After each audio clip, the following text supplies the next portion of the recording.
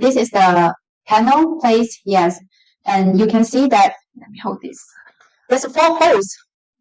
There's 4 little holes. So we can use these panels on the wall where you want to fix this panel. We locate the horizontal spots on the wall, and then by the pencil, and then you take off it. You can drew the 2 little holes on the wall, and then we can use the expansion screws. Yes, put the expansion screws into the hole we just drew, and we use this screw, the metal screw, to fix the panels on the wall.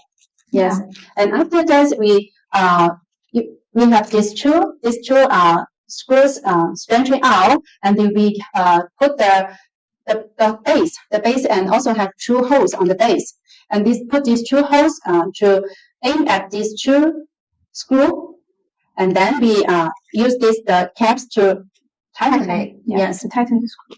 I hope it's clear.